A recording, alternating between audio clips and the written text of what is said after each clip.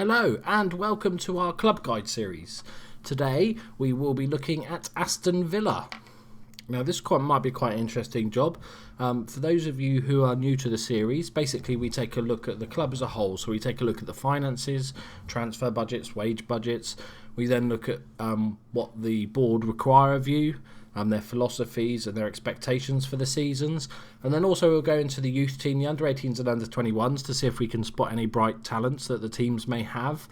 And then obviously go into the main squad and have a look through, check out the players, see if there's anybody worth selling to make some money or areas that might need strengthening, stuff like that.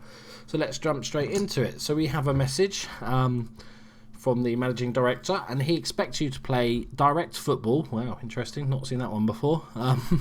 Sour dice, and develop players using the club's youth system. Okay, the youth system's fine because that's on quite a lot, but the play direct football is quite an interesting one. I wonder how strict he will be. Surely if you're doing well, they might let you off a bit.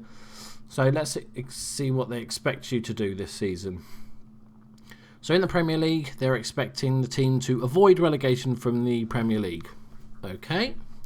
FA Cup, 5th round, and League Cup, 4th round.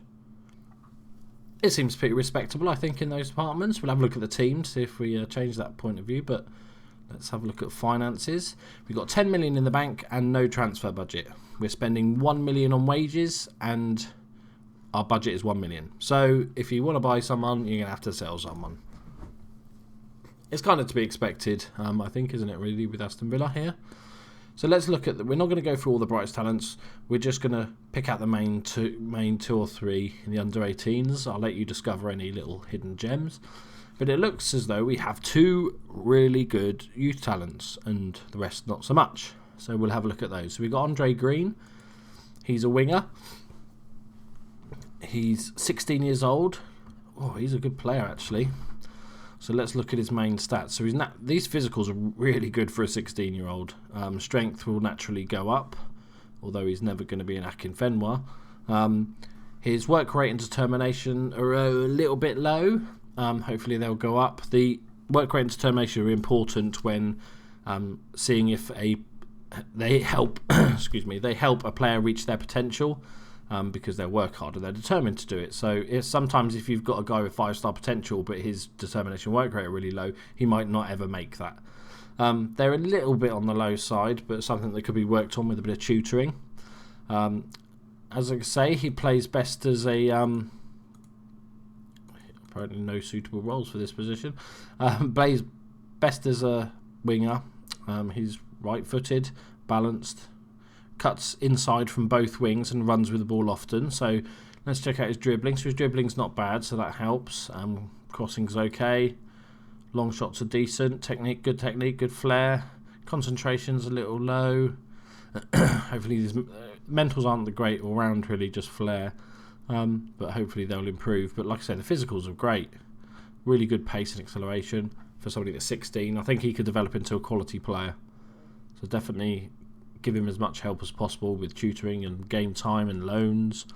Next up we have Russian Hepburn Murphy, a 16-year-old English kid. He's a striker. Let's have a look. I always kind of go to work rate determination. Decent work rate, okay determination. Good acceleration, decent pace. Great finisher for 16-year-old. Composure's 10, first touch is 7, decision making is poor, positioning is poor, good teamwork, work rate's good as I said, off the ball, off the ball's really good. Another quality young player. I thought right-footed. I think he'll be those two are definitely two people to keep around, get him mentored, get him game time, all that stuff. They could definitely become first team players. Now into the under-21s, like I said, just going to go through the sort of main couple. So we'll just go through the top two here. So we've got Essa Suleiman, who's a 17-year-old English centre-back and left-back. I don't know why it's not coming up with any roles. But you can kind of work out from the stats anyway. But really good all-round player, like 17 years old. good, decent work rate, decent determination. Heading marking's a little bit low, but heading, marking, tackling's good. All round good player. There's no real sort of massive weak spots in his game. So definitely another one that could really make it. You've got some good young players here, so that could be something you can work on. And they said that as one of your goals, so that helps when you've actually got a decent player. Next we've got Callum Robinson, who is currently on loan at Bristol City. 20 years old, so a little bit older than the other three we've looked at, but pretty good. Determination 6, that's an issue, but he has got really high work rate. Stamina's good, pace and acceleration are decent, crossing, dribbling, finishing, all good. So he could play winger. He could play winger just with his crossing ability. First touch is okay. Long shots not so much. Yeah, he's going to be a striker. Off the ball's good. Composure's decent. Yeah, I think not as much as the other two, just because these are 3 years older, but I think he's got a lot of quality. Be interesting to see how he does at Bristol City in the season, and then sort of go from there, really. So finally, we go on to the main squad. I'm not going to go through every player in detail. We're just going to sort of, some of the players we know about, and we'll just sort of skim through the ones that don't really take our interest. So in goal, we have Brad Guzan. In real life, he's having a shocker, but in this, he's pretty good. I think he's definitely a good first choice. 30 years old, so he's got a couple of years left in him yet. Really good goalkeeper. I think there's because you're tight, so you've got no money, so you only sort of should be looking to replace the ones that really need replacing. He's definitely going to do you for a year or two. And then as his backup deputy, 30-year-old Mark Bunn. He's a fine backup, not very good, but he's not on much wages. He's a perfectly good backup. It could be you replace him with a youngster, but I'll leave that up to you. So we're going to the right back position next. So we've got the Scottish wonder that is Alan Hutton. Tons of experience, decent all-rounder, quite aggressive. He's going to pick up a few yellow cards, but he's brave. He's got decent enough pace and acceleration. It's all good. He is 30 again, so he's going to start to decline, especially in the physicals. But he's a good tackler. His marking's good. Determination's 15. Decision making's good. Yeah, he's a decent all-rounder. I definitely don't think there's anything really wrong there that needs replacing anytime soon. And as your other right back, we've got two possibles. We've got Micah Richards. We all know about him. He's a quality player. I'd probably play him at centre-back because he's still beastly at centre-back, but at least he can fill in at right-back. So we've got Jose Angel Crespo, who's a right-back, right wing-back and centre-back. Did we just buy him this season? Oh, that's unfortunate. Okay, because he was worth 5 million. I'm like, sell him. 5 million for 28-year-old. He's not that good. You can't sell him straight away, so he'll do as a backup, right back, centre back. But if he's anywhere near this amount in January, I'd sell him. 5 million. Thank you very much. Sorry. So at left back we have Amavi, 21 years old, so a nice youngster. Bags of potential. Absolutely rapid. Good work rate. Good determination. Good all-rounder, good going forward as well as tracking back. His tackling maybe could need a little bit of work, and same as his marking. So he's definitely slightly more on the attacking side. Maybe perfect if you were playing a wing-back role. If you are playing a full-back, great player, but maybe just work on his defensive game a little bit. Next up we have, of the possibles that can play left-back, I'm not saying you should, but we've got Kieran Clark. He's alright. He's a centre-back. Not a left back, but can fill in. It's been he's a whole career. That's cool. Didn't realise it was whole career. I knew he'd been there a long time. But he's a decent all rounder. He's not going to set the world alight. We'll have a look at other defensive options and then decide if there's people we can sell. And then Lescott, who can play as left back, but no, not really. He is a really good, really quality centre back. So I think for me. We've got more. I forgot. We've got lots more. Senderos. So, yeah, let's get. So the right back option is pretty easy. It's Hutton and then Crespo as a backup. Micah Richards if need be. Left back, Marvi is perfectly good. He's 21 years old. Give him lots of game time to improve. He's got a long way to go. As a backup left back, you've got like 3 choices, but none of them are fantastic. But you are covered there. So centre backs, we've always been into Micah Richards and Lescott. I think they're 2 quality centre backs. You've got Kieran Clark as a backup. You've got Senderos. He's okay. Technically, he's a decent player. He's lacking a little bit in the physicals. His pace is poor. Acceleration is bad, especially for a centre back. Balance is poor. Off the ball is poor. Positioning is good, at least. It's not worth that much money. And we got Thiago Iori from Liverpool. I think this guy's got a lot of potential. I think he's a good player. So I would now I would probably sell one of these centre backs to make money. Probably Senderos for a little bit of cash. If you needed more money, then maybe keep Senderos as your backup and sell Kieran Clark. Sorry, Villa fans. I know he's been there forever, but that's probably what I'd do. But it's decent all round. Just lacking a sort of quality backup left back. But that's about it. Now, centre midfield, you've got Ashley Westwood, 25 years old. Good all-round player, can play centre mid or defensive midfielder. He's more of a centre midfielder. His tackling is poor. He's a really good passer. He's got great mentals. He's not the paciest. So I think centre midfield suits him, and he's a decent player. Next up, we've got Carlos Sanchez. Similar along those lines, really. He's a bit more defensive, so he's going to be your main DM. But good all-round stats. Nothing is like absolutely amazing, but there's no weaknesses in his game whatsoever. He's 29 years old, so he will start declining, but he's a decent player, definitely worth keeping. And then you got Idrissa Gueye. I don't know how to pronounce that, as you may well have guessed. Let me just check. When did Carlos Sanchez join? Because I'm just thinking that these are very sort of similar players. This guy, Gueye, is very similar, but younger, and they're both sort of defensive midfield, ball-winning midfielders. So I'd be probably tempted maybe to cash in on Sanchez for $5.5 million if you're requesting the money, because you could play Gueye and Westwood as a backup. Vertut is another centre midfielder. He's not a defensive midfielder at all, but he can actually play behind the striker as well. He's okay. He's 22 years old. He's got good potential. 14 determination, 16 work rate, so he's definitely got a lot of room to improve. His teamwork is good. Decent all-round stats. He's definitely better going forward. Not a bad player. 22 years old. A lot of potential. He's definitely needs some game time. And that's pretty much it for the centre midfield. So you're okay. You're a little bit on the weak side. If you were to sell Sanchez, you definitely need to bring in a replacement sort of centre mid. But we'll move on to the wingers, which you have a lot of. So we know Charles Nzogbe. Everybody sort of heard about him.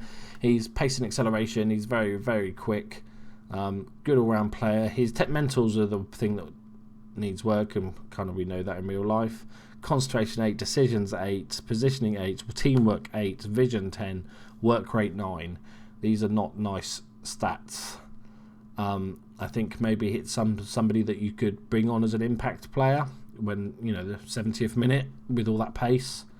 But I don't see a long-term sort of future for him. Jack Grealish. Now he's one of your biggest prospects. He can play all across the midfield. He's a quality player, 19 years old, worth 10 million. I think you're going to have big clubs sniffing around with him. But if you could, I'd try and keep him. He's got great all-round stats. He's not the quickest, but his technicals are really good for all those sort of things. He's good at corners. His crossing and dribbling. First touch is all good. Concentration's good. Off the ball is good. He's a very good player and will be for a long time. But like I said, you could cash in big on him. He's worth almost 10 million or 9.25 million now. So, but I'd keep him. I like developing those youngsters. Carlos Gil, 22 years old, another one with a lot of potential. Determination's a little on the low side, but his dribbling skills, he's got good flair. Yes, he has. First touch, crossing. 11 as for first long shots. I'd probably prefer to play him as a winger, just because these sort of stats are really good for a winger. But really good squad player because he can play all three positions across that and the midfield there. Next we have Scott Sinclair.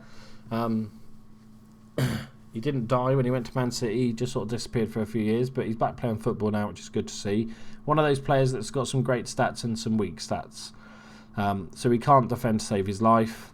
Some of his mentals are disappointing. His work rate's okay, but vision, teamwork, positioning is all poor. Concentration decisions, kind of like a slightly better version of Nzogbia.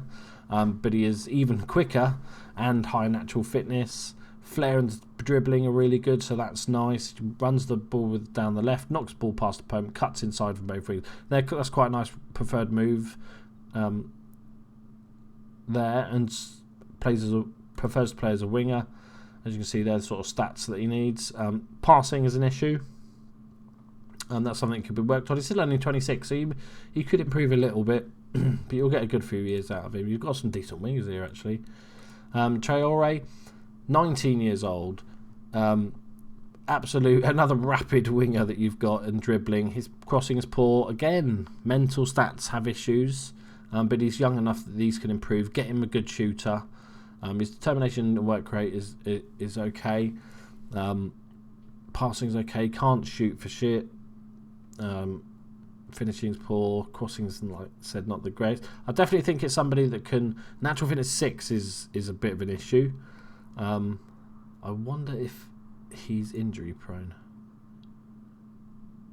Okay, they don't say he's injury prone, just because that natural fitness suggests that it might be an issue.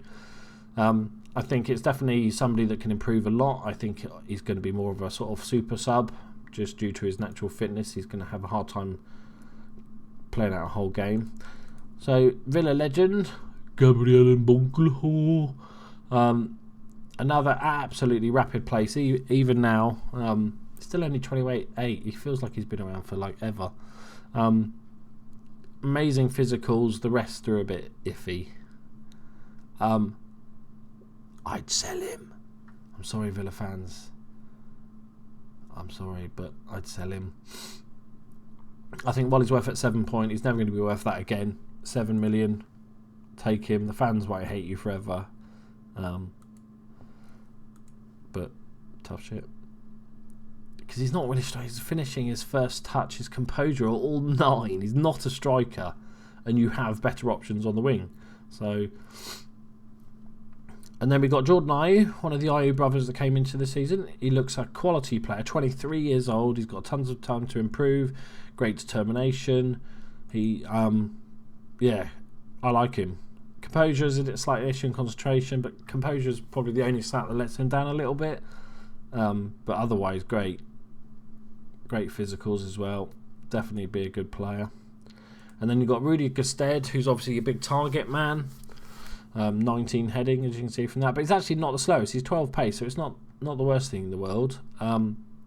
Good strength. He is definitely a perfect target man. Great if you're going to play 2 up top. I think you're weak in that area. I think that's probably the area I think you're fine for wingers. In fact, I think you could get rid of 1 or 2. I would be looking to bring in another striker. You can get away with it if you're playing 1 up top, because you could keep Bonglahor, and I'm sure like Scott Sinclair can play up front. He's actually alright up front, to be fair.